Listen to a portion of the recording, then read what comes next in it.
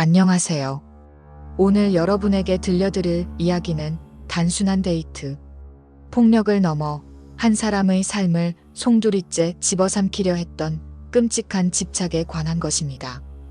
이 이야기는 어쩌면 우리 주변에서 흔히 벌어질 수 있는 일들이 얼마나 소름 끼치는 공포로 변질될 수 있는지 경고하고 있습니다.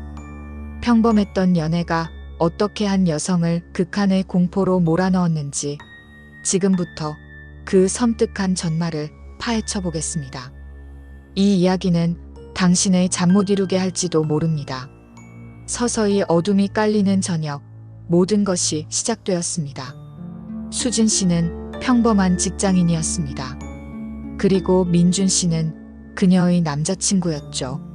처음 만났을 때 민준 씨는 수진 씨에게 더할 나위 없이 다정하고 헌신적인 사람이었습니다.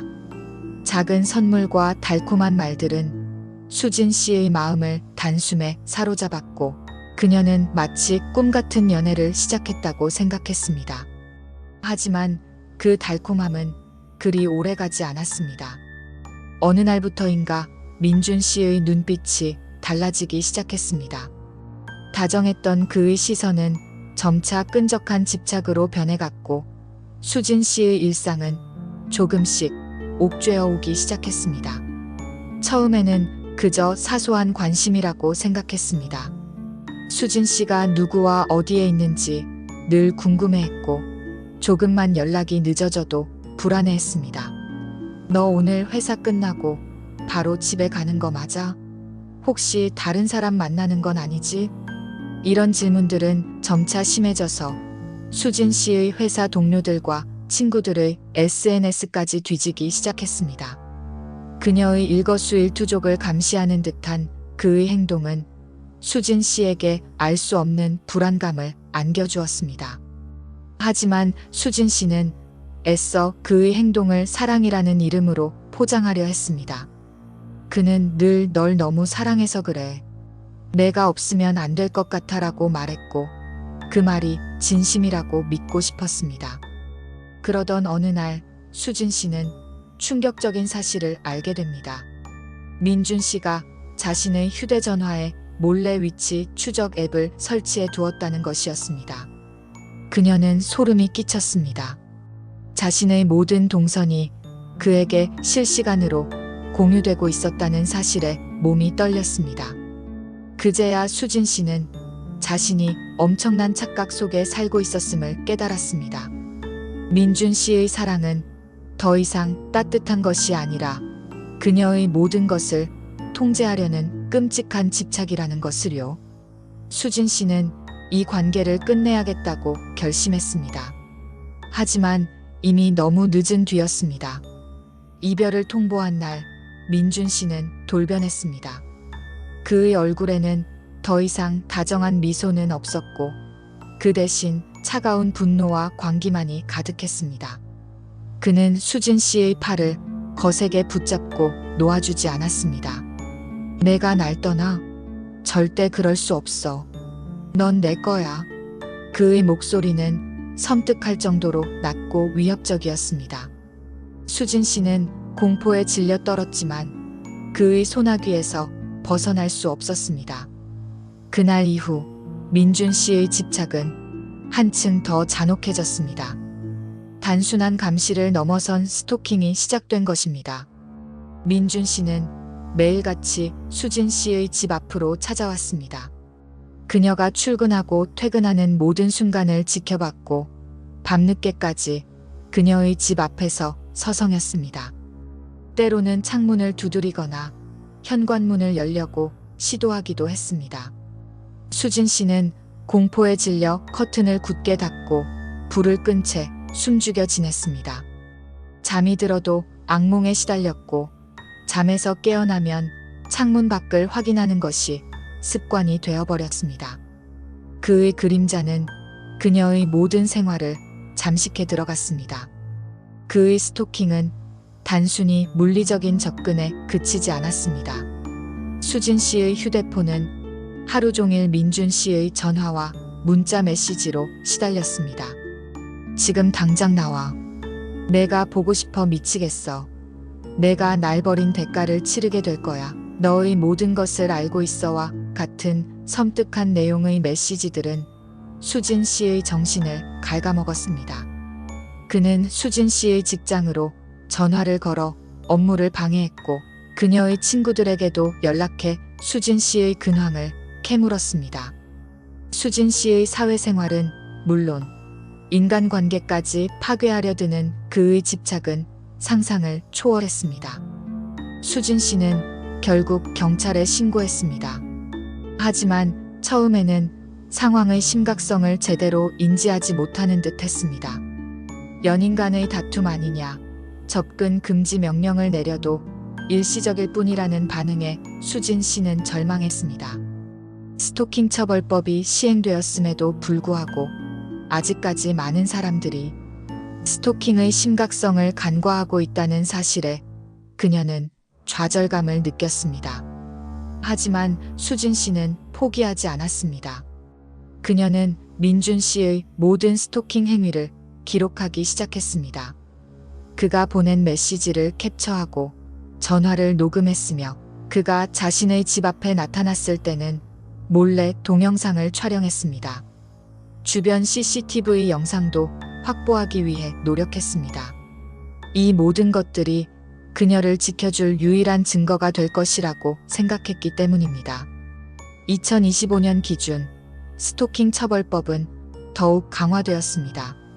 피해자가 불안감이나 공포심을 느꼈는지 여부가 중요하며 가해자의 의도는 중요하지 않습니다.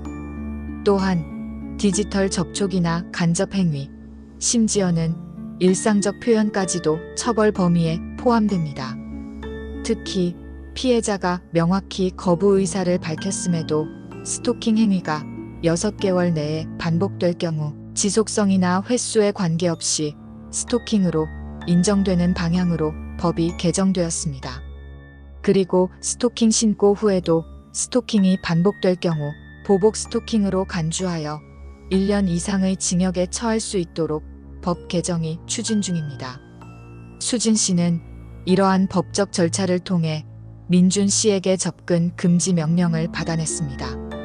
하지만 민준 씨의 집착은 법의 울타리조차 넘어설 기세였습니다. 그는 접근 금지 명령을 비웃기라도 하듯 더욱 교묘하고 은밀한 방법으로 수진 씨를 괴롭히기 시작했습니다. 그녀의 온라인 계정을 해킹하여 개인정보를 유출하겠다고 협박하거나 수진 씨의 회사에 익명으로 비방글을 게시하기도 했습니다.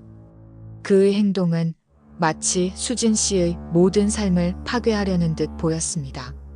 수진 씨는 이제 단순히 공포를 넘어선 생명의 위협까지 느끼게 되었습니다. 이 지독한 스토킹은 수진 씨의 모든 일상을 파괴했습니다. 그녀는 잠을 제대로 잘 수 없었고 밥도 제대로 먹을 수 없었습니다. 직장에서도 불안감에 시달려 업무에 집중할 수 없었고 결국 회사를 그만둘 수밖에 없었습니다. 그녀는 세상 밖으로 나가는 것조차 두려웠습니다. 마치 민준 씨의 그림자가 어디든 따라다니는 것 같았기 때문입니다. 수진 씨는 심각한 우울증과 공황장애에 시달리게 되었고 정신과 치료를 받아야만 했습니다. 그의 집착은 그녀의 영혼까지 병들게 만들었습니다. 어느 날 밤 수진 씨는 잠결에 현관문 밖에서 인기척을 느꼈습니다. 귀를 기울여 보니 누군가 현관문 손잡이를 돌리는 소리가 희미하게 들렸습니다. 수진 씨는 얼어붙은 듯 움직일 수 없었습니다. 설마 하는 생각과 동시에 그녀의 심장은 미친 듯이 뛰었습니다. 그때 현관문 아래 틈으로 얇은 종이 한 장이 밀려 들어왔습니다. 수진 씨는 조심스럽게 종이를 집어들었습니다. 종이에는 삐뚤빼뚤한 글씨로 이렇게 적혀 있었습니다. 수진아, 내가 어디로 도망치든 난 널 찾아낼 거야. 넌 영원히 내 거야. 수진 씨는 그 종이를 보고 소름이 끼쳤습니다. 그녀의 아파트 현관문은 이중 잠금 장치로 되어 있었고 심지어 도어락 비밀번호도 주기적으로 바꾸고 있었습니다. 그런데 어떻게 그가 다시 찾아올 수 있었을까요? 그녀의 공포는 극에 달했습니다. 그녀는 더 이상 안전한 곳은 없다는 절망감에 휩싸였습니다. 그의 집착은 물리적인 폭력보다 더욱 잔혹하고 끈질기게 수진 씨의 삶을 갉아먹고 있었습니다. 데이트 폭력은 신체적인 상처뿐만 아니라 이처럼 정신과 영혼까지 파괴하는 무서운 범죄입니다. 이 이야기는 여기서 끝이 아닙니다. 민준 씨는 결국 스토킹 혐의로 다시 체포되었습니다. 강화된 스토킹 처벌법 덕분에 그는 이전보다 훨씬 무거운 처벌을 받게 될 것입니다. 하지만 수진 씨의 상처는 쉽게 아물지 않을 것입니다. 그녀의 삶은 이미 돌이킬 수 없을 정도로 파괴되었고 그 흔적은 그녀의 마음에 깊이 새겨질 것입니다. 이 끔찍한 이야기는 우리에게 중요한 메시지를 던집니다. 데이트 폭력은 결코 가볍게 여겨서는 안 되는 범죄이며 사소한 집착이 결국 한 사람의 인생을 나락으로 떨어뜨릴 수 있다는 것을요. 만약 당신 주변에 이와 비슷한 상황을 겪고 있는 사람이 있다면 주저하지 말고 도움의 손길을 내밀어 주세요.